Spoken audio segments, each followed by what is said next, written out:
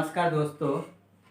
Part 1 video में मैंने आपको विस्तार से बताया था कि यदि कर्तृवाच्य वर्तमान काल में हो तो उसे कर्मवाच्य में कैसे बदला जाता है। और आज पार्ट 2 के वीडियो में मैं आपको ये बताऊंगा कि कर्तृवाच्य यदि भूतकाल में हो तो कर्मवाच्य में हम उसे कैसे बदलेंगे। आइए, नियम आप देख सकते हैं। पार्ट 1 वीडियो में जो नियम था वही नियम यहाँ भी मैंने लिखा है। कर्ता द्वारा, कर्ता के साथ हम द्वारा या के द्वारा या से का प्रयोग करते हैं। फिर कर्म के बाद संयुक्त क्रिया, वो भी कर्म के अनुसार। पहला उदाहरण है, मजदूरों ने घर बनाया। देखिए यहाँ पर मजदूरों ने, ये कर्ता कारक है। क्यों? क्योंकि घर बनाने का काम मजदूर कर रहे हैं, तो ये हमारा है कर्ता कारक। और प्रश्न कीजिए, बनाया के पहले, क्रिया के पहले क्या बनाया? घर, तो ये कर्म कारक है और ये क्रिया है और ये भूतकाल में है। अगर ये वाक्य वर्तमान काल में होता तो क्या होता? मजदूर घर बनाते हैं, मजदूर घर बनाते हैं, ये वर्तमान काल है। लेकिन भूतकाल में इसका रूप हो गया मजदूरों ने घर बनाया। आइए हम नियम के अनुसार इसको मैं आपको बताता हूँ। सबसे पहले कर्ता कारक का प्रयोग हम करते हैं। यहाँ कर्ता है मजदूरों ने। एक बात और आपको याद रखना चाहिए कि यदि कर्ता के साथ ने विभक्ति चिन्ह का प्रयोग हो कर्तृवाच्य में, तो वहाँ हम ने का प्रयोग नहीं करते हैं जब हम कर्मवाच्य में बदलते हैं। तो पहले कर्ता तो है मजदूर है, तो मजदूरों द्वारा, ने का प्रयोग हम नहीं करते हैं। पुनः कह रहा हूँ, यदि कर्ता के साथ ने का प्रयोग हो तो कर्मवाच्य में जब बदलेंगे तो उस समय ने का प्रयोग नहीं करते हैं। सीधे हम कर्ता के बाद द्वारा या के द्वारा या से का प्रयोग करते हैं। तो पहले कर्ता के रूप में लिखा है मजदूरों, फिर द्वारा, फिर हम कर्म का स्थान है। कर्म क्या है? यहाँ पर लिखा घर, तो घर, क्योंकि घर पुल्लिंग है, हमारा कर्म पुल्लिंग है, इसीलिए जो बनाया का संयुक्त क्रिया लिखेंगे वह भी आपका पुल्लिंग होगा। तो घर बनाया है, तो घर बनाया गया, गया, तो ये हो गया आपका। दूसरा उदाहरण है कि शेर। अब देखिए वर्तमान काल में, यहाँ मैंने बताया था पार्ट 1 वीडियो में, मजदूर घर बनाता है। बनाता है तो उसका होता है बनाया जाता है, क्योंकि घर जो कर्म है ये पुल्लिंग है, इसलिए घर बनाया जाता है। तो मजदूर द्वारा घर बनाया जाता है, ये मैंने पहले वाले वीडियो में आपको बताया था। आइए देखते दूसरा उदाहरण। शेर ने हिरण का शिकार किया। ये कर्तृवाच्य है और भूतकाल में है।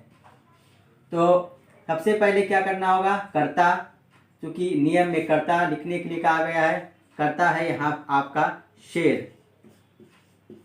नियम यह भी कहता है कि कर्ता के बाद अगर ने विभक्ति चिन्ह का प्रयोग हो तो उसे हम नहीं लिखते हैं कर्मवाच्य में। हम शेर के बाद क्या लिखेंगे? द्वारा, शेर द्वारा। अब कर्म का स्थान है, यहाँ पर दो कर्म है, एक हिरण है, दूसरा है शिकार। तो हिरण,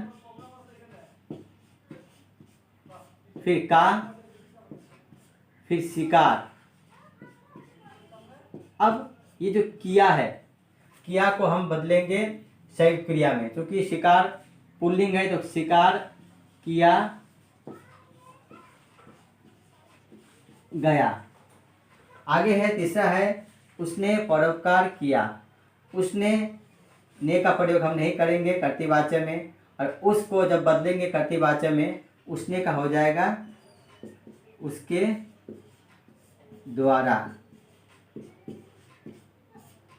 प्रश्न कीजिए, क्रिया के पहले क्या किया? परोपकार, यानी कि कर्म कारक है।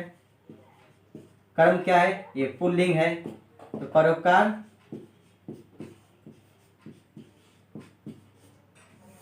ये क्रिया है, इसको बदलेंगे संयुक्त क्रिया में। तो परोपकार चूंकि पुल्लिंग है, तो परोपकार किया गया। चौथा उदाहरण देखते हैं। लिखा है माला ने मोहन को पुस्तक दी। देखिए यहाँ पर दो कर्म है।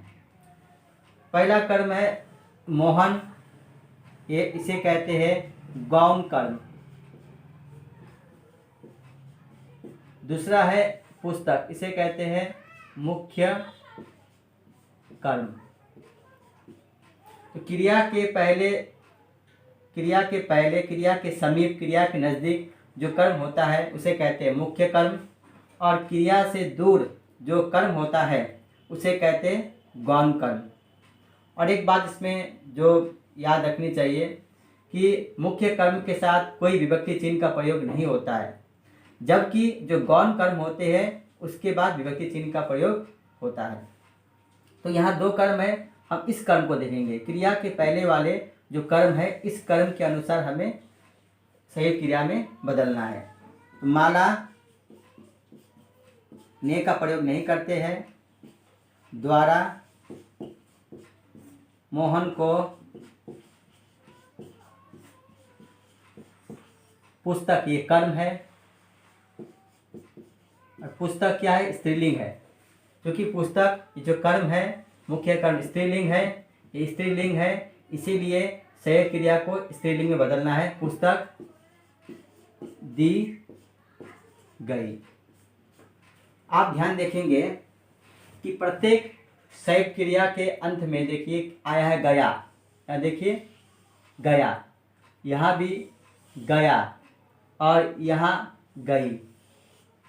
ये प्रायः जब भी आप बदलेंगे भूतकाल वाले कर्तृवाच्य को कर्मवाच्य में, तो वहाँ जाना का भूतकाल हम जानते हैं क्या होता है। जाना का भूतकाल होता है आपका गया या गई। इन दोनों में से कोई का प्रयोग होगा, वो भी कर्म के अनुसार। जैसे यहाँ देखिए कर्म पुस्तक है, पुस्तक दी गई। यहाँ देखिए परोपकार, परोपकार क्या है? यह पुल्लिंग है, इसलिए परोपकार किया गया। इस प्रकार से हम समझ चुके हैं कि अगर कर्तृवाच्य भूतकाल में हो तो वहाँ हम जाना का जो भूतकाल होता है, गया, गई, जाना, अंग्रेजी में हम पढ़ते हैं गो, वेंट। गो माने जाना, वेंट माने गया। लड़की हो तो गई। तो इस प्रकार से अब हम ये समझ चुके हैं कि अगर कर्तृवाच्य भूतकाल में हो तो कैसे हम बदलते हैं। और पार्ट 1 वीडियो में मैंने आपको बताया था कि अगर कर्तृवाच्य वर्तमान काल में हो तो कैसे बदला जाता है।